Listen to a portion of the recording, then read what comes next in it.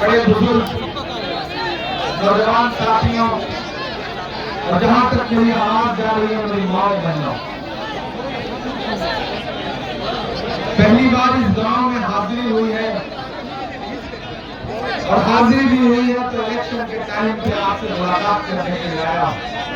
मुझे पता है भीड़ बहुत ज्यादा है, भीड़ ज्यादा होने की वजह से थोड़ी अव्यवस्था है, लेकिन इसी माहौल में मीडिया के साथी कृपया चुप रहे।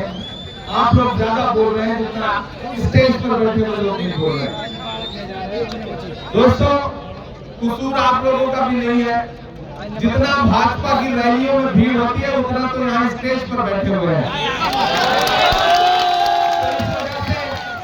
सारा सिस्टम जाम हो गया है, इसमें कोई जो नहीं।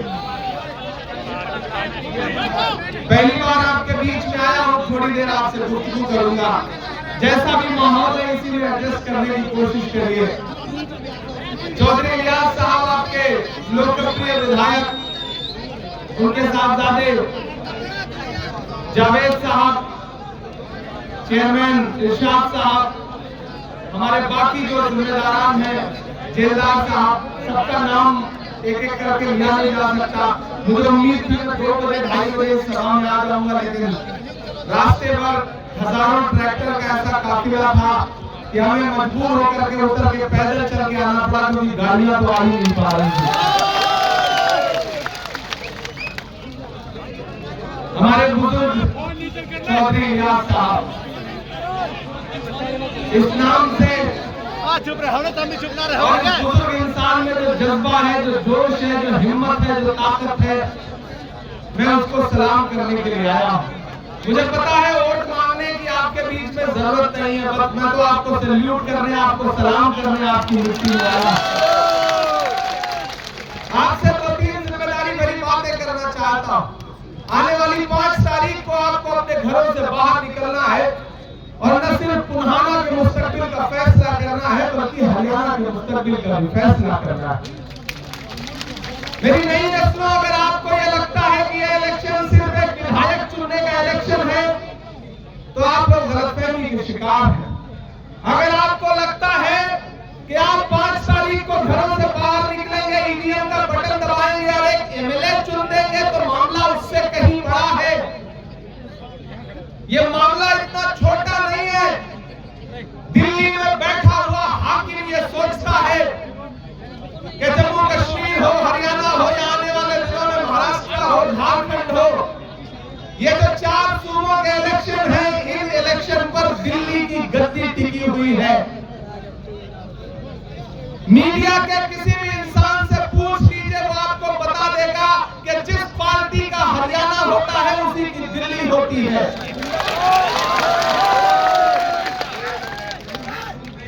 इसलिए मैं आपसे गुजारिश करने आया हूं कि इस इलेक्शन का मकसद बहुत बड़ा है, इस इलेक्शन का मतलब बहुत बड़ा है। ये जो मीडिया के साथी, आप बैठ जाओ, आपका कैमरा अगर दिखता है तो ठीक है, आप ही खड़े हो जाओगे, पीछे लोगों को कैसे दिखाई पड़ेगा। और आपसे भी गुजारिश करेंगे कैमरे चले पीछे। आपको पता नहीं है कितने लोग अपने घर में बैठ के लाइव देख रहे होंगे और आपको उन्हें नींद नहीं आएगी, इसलिए इसे देखने नहीं दीजिए, क्योंकि वो रैली में तो आ नहीं पाए होंगे, मजबूरी है, सियासी दूरी है, कैसे आए, लेकिन लाइव तो घर पे देख ही रहे होंगे। ऐसे में ये लाइव चलना भी जरूरी है, थोड़ा बर्दाश्त करिए। आप पिछले कितने सालों से गोदी मीडिया को बर्दाश्त करने आ रहे हैं, तो आपके अपने बीच के बेचारे यूट्यूब चैनल है, बिल्कुल बर्दाश्त करिए। मैंने कहा ना, इस इलेक्शन का मकसद बहुत बड़ा है।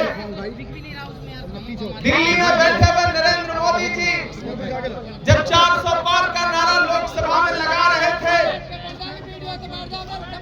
तो उन्होंने ख्वाबों ख्यालों में भी नहीं सोचा था कि वो 240 पे आके टिक जाएंगे।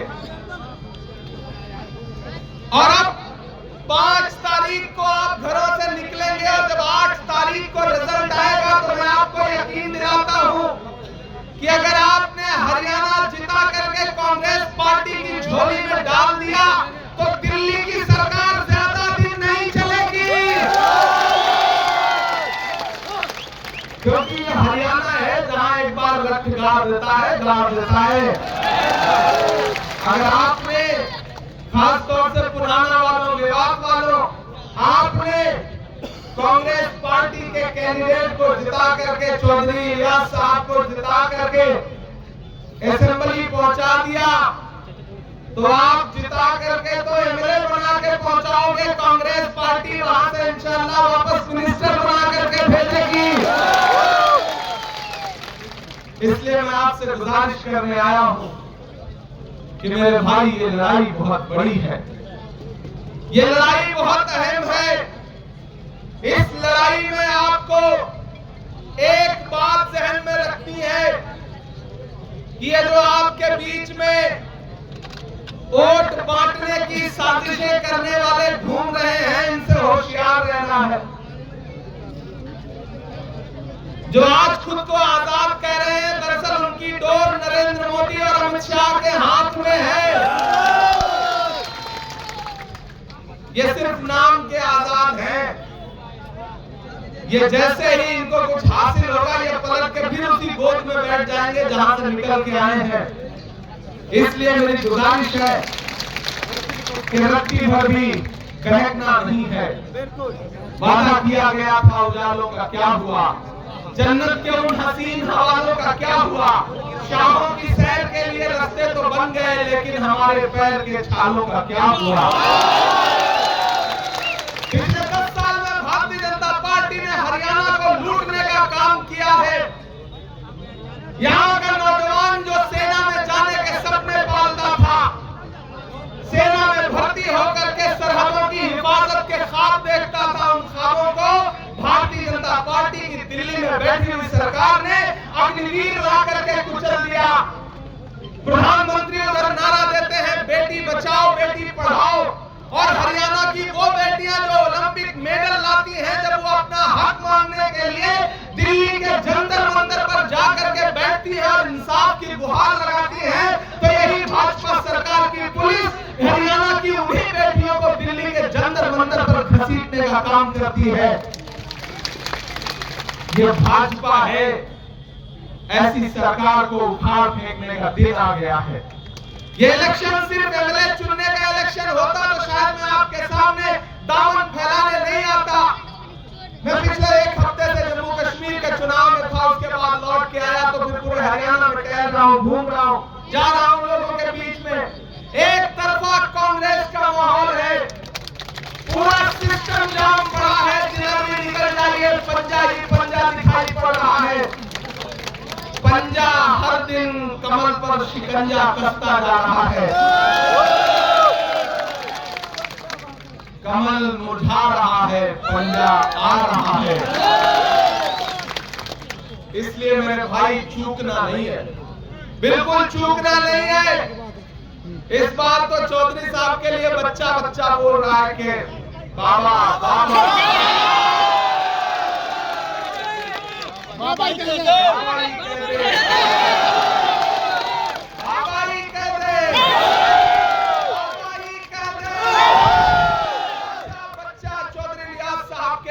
मोहब्बत दिखा रहा है। मैं तो तकरीबन 20 किलोमीटर का रोड शो करते हुए यहाँ पे पहुंचा हूँ।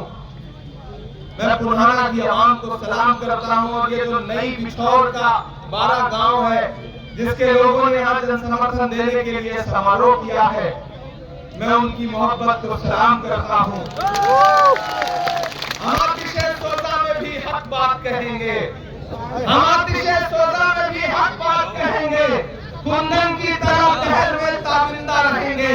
तारीख बताती है कि हर दौर सितम में हम जिंदा थे, हम जिंदा हैं, हम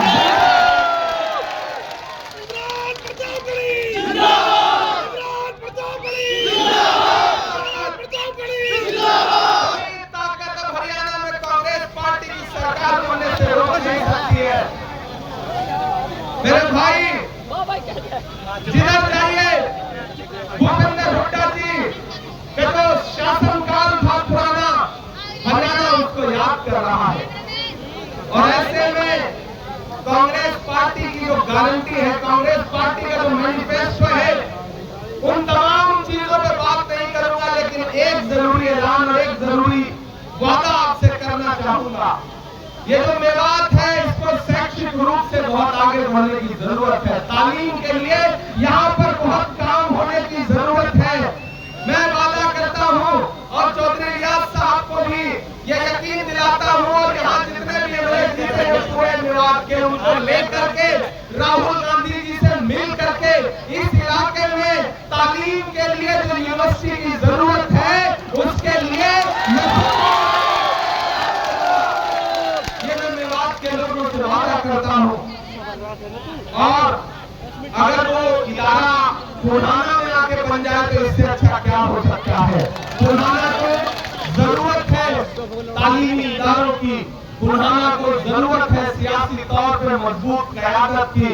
और जिन्हें ये लगता है कि वो साजिश करके लोगों को बांट के, खरीद के, बदला के, धोखा दे करके चौधरी रियाज साहब को हरा देंगे तो वो गलतफहमी के शिकार है। मैं तो 4 मिसरे पढ़ता हूँ कि दायरे में सिमट के आएगा। सही कह रहा हूँ ना? थके तो नहीं है आप? मुझे पता है पिछले 5 घंटे से इंतजार कर रहे हैं, लेकिन ये पुराना के लोग हैं, नई बिछौर के लोग हैं, इतनी जल्दी थकने वाले लोग कि दायरे में सिमट के आएगा, हर रवायत से हट के आएगा। आंधियों को जरा खबर कर दो, आंधियों को जरा खबर कर दो, शेर वापस पलट, शेर वापस पलट के आएगा। पूरे हरियाणा में कहीं भी चले जाओ, भाजपा की रैलियों में भीड़ नहीं है, किराए के लोग लाए जा रहे हैं। और वो जो किराए के लोग हैं ना, उनमें जोश है ना हौसला है। नरेंद्र मोदी साहब भाषण देने आ रहे हैं तो उनकी बातों में भी कोई असर नहीं है। अभी हम रास्ते में आ रहे थे तो एक जगह 10-15 भाजपा के लोग खड़े थे तो मुझी को माला पहनाने आ गए। मैंने कहा कम से कम निशान देख लिया करो, हम कांग्रेस के लोग हैं, लेकिन आपका स्वागत है, आप भी आपसे कांग्रेस जानते हो। ये हालत है हरियाणा में। ये तो भाजपा के लोग हमसे सवाल पूछते थे कि बताओ कांग्रेस वालों 70 साल में क्या दिया। हम तो उनसे कहना चाहते हैं कि अरे भाजपाइयों, जो भाजपा सरकार अपना चलाया हुआ 2000 का नोट 7 साल नहीं चला सकी, वो हमसे 70 साल का हिसाब मांगती है। नरेंद्र मोदी जी झूठ बोलते हैं। इस देश के प्रधानमंत्री हर सुबह शाम झूठ बोलते हैं। मैंने उनसे बड़ा अदाकार नहीं देखा है। अमिताभ बच्चन, दिलीप साहब तो छोटे एक्टर हैं, नरेंद्र मोदी जी बहुत बड़े एक्टर हैं। लेकिन इस बार राहुल गांधी जी ने ऐसा पंजा भिड़ाया है कि नरेंद्र मोदी जी पार्लियामेंट में राहुल गांधी जी के सामने ऐसे बैठते हैं जैसे नेता राहुल गांधी हो और प्रधानमंत्री जी चुप बैठे हो। ये आपकी दुआओं की वजह से हुआ है। मेरे भाई एक दिन पार्लियामेंट में तकरीर कर रहे थे, मैंने कहा ना झूठ बोलते हैं, आजकल तो एक्टिंग भी करने लगे हैं। रोहित वेमुला की मौत के बाद एक दिन पार्लियामेंट में खड़े होकर तकरीर कर रहे थे नरेंद्र मोदी जी। तकरीर करते करते भावुक हो गए। जब भावुक हो गए तो बाहर में निकला तो मीडिया के साथियों ने मुझसे कहा कि इमरान साहब आज तो राहुल गांधी के सामने भाषण देते देते नरेंद्र मोदी जी भावुक हो गए, जज्बाती हो गए। हमने कहा भाई किसी का शेर है कि वो तिजारती पहलू निकाल लेता है, मैं कुछ कहूं तो तराजू निकाल लेता है।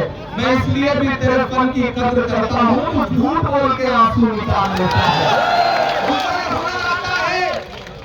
एक दिन पार्लियामेंट में भाषण दे रहे थे, बोले बताओ कांग्रेस ने 70 साल में क्या बनाया। इधर मैं बैठा था, मैं खड़ा हुआ, मैंने सोचा कि एक एक नाम गिनाना शुरू करूं, तब तक दीपेंद्र हुड्डा बैठे थे। उन्होंने कहा इमरान भाई मत बताओ, जो बताओगे उसको भी बेच देंगे, इनका काम सिर्फ बेचने का है, इनको कुछ मत बताओ। ये पिछले 10 साल में सिर्फ बेच रहे हैं। यही काम हरियाणा में मनोहर लाल खट्टर से करवाया गया है। पर्ची वाला मुख्यमंत्री लाके थोप दिया गया, जैसे राजस्थान में पर्ची वाला मुख्यमंत्री थोपा गया है। उसी तरह से हरियाणा में थोपा गया। अंजाम यह हुआ कि इलेक्शन से 5 महीने पहले पर्ची वाले मुख्यमंत्री को दिल्ली भेजना पड़ा और यहाँ पे एक नायब सिंह सैनी लाए गए। अपने आप में वो भी नायब ही है। अब उनका नाम ही नायब है तो वो मुख्य कैसे बन सकते हैं, आप अंदाजा लगा रहे हो। हालत यह है कि भाजपा की जनता समझ नहीं पा रही है कि खट्टर या नायब या खट्टर अमित शाह या नरेंद्र मोदी या अमित शाह को समझ नहीं आ रहा है। सब गट्टमट्ट हो गया है। भाजपा जा रही है, कांग्रेस आ रही है। कोई ताकत यहाँ पर कांग्रेस की सरकार बनने से रोक नहीं पाएगी। आने वाली 5 तारीख को घरों से बाहर निकलिए और एक बात जहां है जैसे है बहुत खामोशी के साथ मुझे सुनिएगा जो बात कहने जा रहा हूं। मेवात वालों, ये इलाका मेरे लिए नया नहीं है। आप इस बात के गवाह हैं कि मैं आपकी खुशियों में शामिल होता रहा हूं या ना होता रहा हूं, लेकिन मैं आपके गम में जरूर शामिल होता रहा हूं। जब इस इलाके के कहीं भी किसी इंसान के आंसू बहे हैं तो इमरान प्रतापगढ़ी बिना किसी सियासी नफा नुकसान के आपके दरमियान में आया है। और जब राहुल गांधी जी ने मेरा हाथ पकड़ के मुझे देश की पार्लियामेंट में बिठाया तो मैंने वहां खड़े होकर के पहलू खान से लेकर रकबर से लेकर के हाफिज जुनैद से लेकर के हर इंसान का नाम पार्लियामेंट में लिया है, उनके खिलाफ जुल्म और सितम को गिराया है। जो चीजें अब इतिहास में दर्ज हो चुकी हैं, पार्लियामेंट की कार्रवाई में वो नाम दर्ज है, उन्हें मिटाया नहीं जा सकता।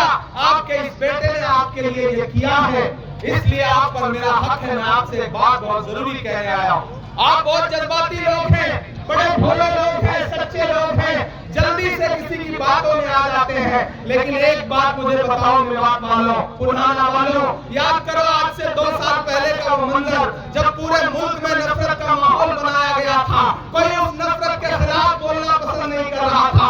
लोग आपकी परछाइयों से दामन मचा रहे थे। ऐसे में दिल्ली में एक इंसान उठ खड़ा हुआ और उसने कहा कि मैं कन्याकुमारी से कश्मीर तक पैदल जाऊंगा, अपने पैर के छालों की परवाह नहीं करूंगा, एक नारा लगाऊंगा कि नफरत छोड़ो भारत जोड़ो, एक नारा लगाऊंगा कि मुझे नफरत के बाजार में मोहब्बत की दुकान खोलनी है। उस इंसान का नाम राहुल गांधी है। मैं चला हूं राहुल गांधी के साथ 4000 किलोमीटर। जब मैं चलता था तो मुझसे मीडिया के साथी कहते थे कि इमरान साहब आप राहुल गांधी के साथ चल रहे हैं, आप क्या कहेंगे? तब मैं कहता था कि जो हर जालिम से टकराएगी वो आंधी बनाऊंगा, जो हर जालिम से टकराएगी वो आंधी बनाऊंगा। नए अंग्रेज आए हैं, नया गांधी बनाऊंगा। इसको तो नए गांधी की जरूरत थी और वो नया गांधी राहुल गांधी आपके बीच में है। और उसका अंजाम ये हुआ कि पूरी तिकड़म लगाने के बाद भी भारतीय जनता पार्टी बहुमत के पास नहीं पहुंच पाई दिल्ली में। अब हालत यह है कि 2 बैसाखियां हैं, एक नीतीश बाबू, दूसरी चंद्रबाबू। कब एक बैसाखी सरकी, सरकार टपकी। बहुत दूर नहीं है वो दिन, लेकिन वो कब होगा जब हरियाणा जिता करके कांग्रेस की झोली में डालोगे। क्योंकि जिसका हरियाणा होता है उसका पूरा जमाना होता है। तो आपको ये करना पड़ेगा। राहुल गांधी को मजबूत करना चाहते हो और अगर चाहते हो कि दिल्ली की गद्दी पर राहुल गांधी प्रधानमंत्री बन के बैठे तो उसकी शुरुआत 5 तारीख से करो। घरों से निकलो, चौधरी इलियास के लिए हाथ के पंजे के सामने वाला बटन दबाओ, यहाँ कांग्रेस का मुख्यमंत्री बनाओ। और आने वाले दिनों में वो दिन दूर नहीं है जब दिल्ली में भी कांग्रेस पार्टी की सरकार बनेगी। और ये जितने नफरत के अलंबरदार हैं, ये अपनी नफरत लेकर के अपने अपने घरों में बैठ जाएंगे। आप तो इस बात पर ईमान रखते हो ना कि मजदूर का पसीना सूखने से पहले उसकी मजदूरी उसे दे देनी चाहिए। रखते हो ना इस बात पर ईमान? ये हमारे बुजुर्गों का कौल है। हम इस बात पर ईमान रखते हैं कि मजदूर का पसीना सूखने से पहले उसकी मजदूरी उसे दे देनी चाहिए। मैं आज पुन्हाना के नई बिछौर में 12 गांवों के तमाम सरपंचों, तमाम आवाम के बीच में खड़ा होकर के ये कहना चाहता हूं कि मैंने देखा है राहुल गांधी के पैर के छाले, मैंने देखा है राहुल गांधी के माथे का बहता हुआ पसीना। मैं आज पुन्हाना में आपसे राहुल गांधी की मजदूरी मांगने के लिए आया हूं और वो मजदूरी है कि राहुल गांधी जी ने चौधरी इलियास साहब को अपना प्रतिनिधि बना करके, नुमाइंदा बना करके आपके बीच में भेजा है। अब आपकी जिम्मेदारी है कि चौधरी इलियास साहब को असेंबली पहुंचाइए। मैं कोशिश करूंगा कि आप अपने इस बुजुर्ग को असेंबली विधायक बना के पहुंचाओ और कांग्रेस पार्टी ने वापस मिनिस्टर बना करके आपके बीच में भेजे। ये मैं कोशिश करूंगा। नया पाने की चाहत में पुराना छूट जाता है, तुझे अपनाऊं तो मुझसे जमाना रूठ जाता है। मोहब्बत पढ़ने लिखने में बहुत आसान है, लेकिन मोहब्बत को निभाने में पसीना छूट जाता है। गर्मी बहुत है, आप कई घंटे से परेशान हैं। भीड़ इतनी ज्यादा है कि कई लोग तो ये बल्लियों पर टंगे हुए हैं।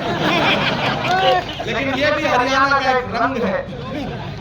भारतीय जनता पार्टी को ढूंढने से भीड़ नहीं मिल रही है और यहाँ भीड़ जमीन पे आ नहीं रही है, बल्लियों पर बैठना पड़ रहा है। असली हरियाणा का मूड यही है। आप दिल्ली में किसी भी चैनल वाले से पूछ लो तो वो पहले आंख बंद करेगा, फिर बोलेगा भैया हरियाणा में तो कांग्रेस आ रही है। ये बात कहते हुए मोदी मीडिया के हलक में फंस जाती है, लेकिन बोलना पड़ रहा है बेचारों को। दिल से निकल नहीं है ये बात, दिल से ये बात पच नहीं रही है, लेकिन बोलना पड़ रहा है क्योंकि आवाम ने फैसला कर लिया है कि भूपेंद्र सिंह हुड्डा जी के नेतृत्व में जो हरियाणा था वही हरियाणा फिर से वापस लाना है। ये बुरहान ने फैसला कर लिया है, ये हरियाणा ने फैसला कर लिया है।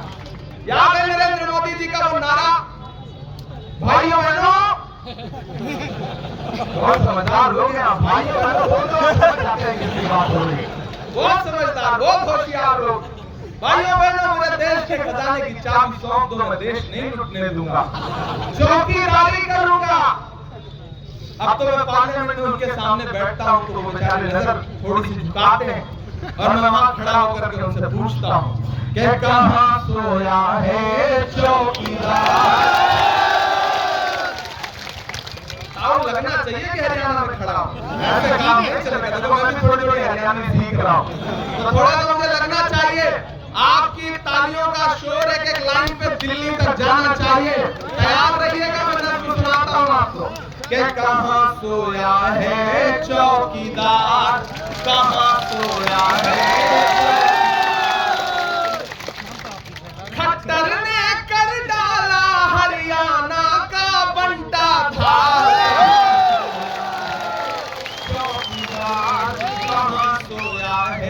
चौकीदार विजय माल्या नाक के नीचे से हो गया फरार। चौकीदार कहां सोया है चौकीदार के चाय। सलाम है आपको पुराना वालों, चाय कभी पिलाई नहीं आपने, लेकिन चाय का नाम आते ही आप वहीं पहुंच गए। मैं तो वो वाला रेलवे स्टेशन में ढूंढ रहा हूँ जहाँ साहब ने चाय बेची थी, आज तक मिल नहीं रहा है मुझे।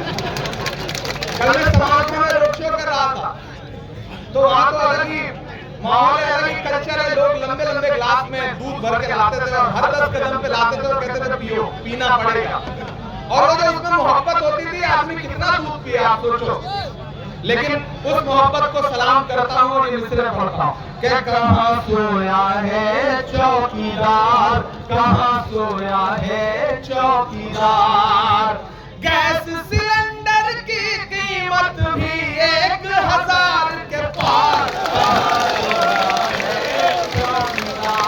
कहां सोया है चौकीदार। ये ढोल वैसे वापस ले गया जैसे भाजपा वाले अडवाणी जी को वापस ले गए। तो किनारे रखो, बहुत शोर करता है कि चाय बेचने वाला पूरा भारत बेच रहा है, कि चाय बेचने वाला पूरा भारत बेच रहा है। इसी काम में हासिल उसे महारत बेच रहा है कि रेल बिक गई, तेल बिक गया, बिका हवाई अड्डा। लाइन आ रही है, उस पर कोई भी हाथ खामोश नहीं रहेगा। स्टेज पर उनका भी तो सामने है, उनका भी मैं मिसरे पढ़ता हूँ और एक नाम आएगा, वो नाम सुन के गुदगुदी हो तो उसे तालियों में बदल देना कि रेल बिक गई, तेल बिक गया,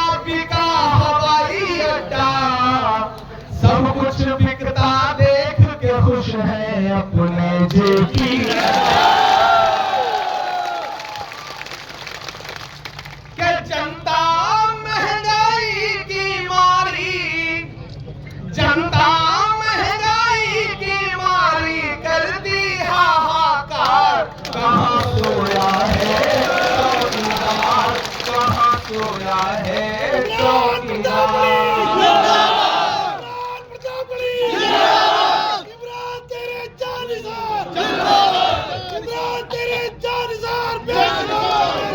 मेरे भाई पुनाना वालों, एक ऐसा दौर है जब बोलने पे पाबंदी है, जब सोचने पे पाबंदी है, जब कुछ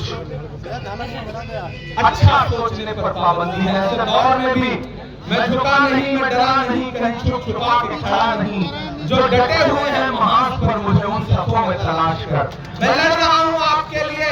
मुझे कांग्रेस पार्टी ने कहा कि इमरान जाइए, चौधरी इलियास साहब के लिए आवाम से अपील करिए। चौधरी साहब को 1 मिनट के लिए इधर आइए, अपने बुजुर्गों के बीच में बैठे करिए, हमारे नौजवानों के साथ भी आए थोड़ी देर के लिए। ले आइए। जावेद भाई तो नहीं, लेकिन वालिद साहब का होना जरूरी है।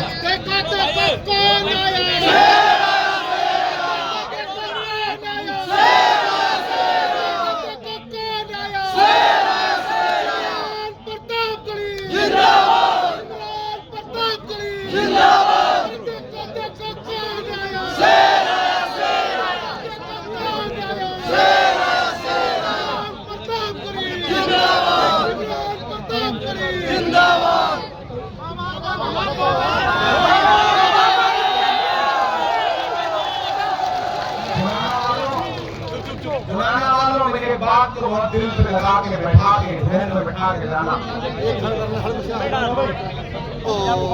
सुना मेरी बहुत संजीदा बात को। मैं पहली बार मिला हूँ आज चौधरी इलियास साहब से। इनके किस्से सुना करता था। किसी ने शेर कहा कि हम सायादार पेड़ जमाने के काम आए, हम सायादार पेड़ जमाने के काम आए, और सूखने लगे तो जलाने के काम आए। और टूटी हुई तलवार कभी फेंकना नहीं, शायद ये दुश्मनों को डराने के काम आए। ये जो बुजुर्ग हैं, ये हमारे सर का असासा है, हमारी दस्तार है, हमारी पगड़ी है, हमारा साफा है। ये जब तक है तब तक गनीमत समझो। और ऐसे बुजुर्गों के लिए कोई इधर उधर, कोई नफा नुकसान, कोई और सियासी बात नहीं सोची जाती। ये हमारा आपका वकार है। कांग्रेस पार्टी का एक एक नेता इनकी इज्जत करता है। मुझे पार्टी ने कहा कि इमरान साहब जाइए और पुनाना में चौधरी इलियास साहब के लिए दिल से अपील करके आइए। मैं आपके बीच में हाजिर हुआ हूं और मुझे पूरा यकीन है कि 5 तारीख को आप अपने घरों से बाहर निकलेंगे तो मुझे मायूस नहीं करेंगे। मैं आपसे वादा कर रहा हूं, ये हमारे बुजुर्ग हैं, हमारे दादा की उम्र के हैं, और मैं इमरान प्रतापगढ़ी पूरी मजबूती से चौधरी इलियास साहब का हाथ पकड़ के वादा कर रहा हूं कि आप इन्हें जिता करके असेंबली पहुंचाइए। इंशाअल्लाह इन इलाकों में जो काम अब तक नहीं हुआ है वो काम आने वाले 5 साल में होगा, क्योंकि हरियाणा में कांग्रेस पार्टी की सरकार बनने जा रही है। और सरकार हो तो फिर अलग ही रंग होता है, अलग ही बात होती है। अगर सरकार ना हो तो, अगर मजबूत एमएलए ना हो तो थाने से मोटरसाइकिल छुड़वाना भी मुश्किल हो जाता है। लेकिन सरकार हो तो चौधरी इलियास साहब जैसा बुजुर्ग फिर वो कुछ अलग ही काम करेगा। तो मैं आपसे गुजारिश करता हूं कि उठाइए अपना एक एक हाथ और मुझे यकीन दिलाइए, 5 तारीख को घरों से बाहर निकलेंगे तो आपका एक एक वोट हाथ के पंजे के सामने वाले बटन पे दबेगा। चौधरी इलियास साहब को एमएलए बनाइएगा, बनाइएगा ना? चौधरी साहब को जिताइएगा ना? मेरे आने की लाज रखिएगा ना? इंशाअल्लाह मुझे जिताइए, एमएलए बनाइए। 8 तारीख के बाद मैं पूरी कोशिश करूंगा कि अगर फिर सरकार बना के वापस लौट के आए तो मैं फिर आपके बीच में आऊं शुक्रिया अदा करने, और इंशाअल्लाह जरूर आऊंगा। ये मेरा आपसे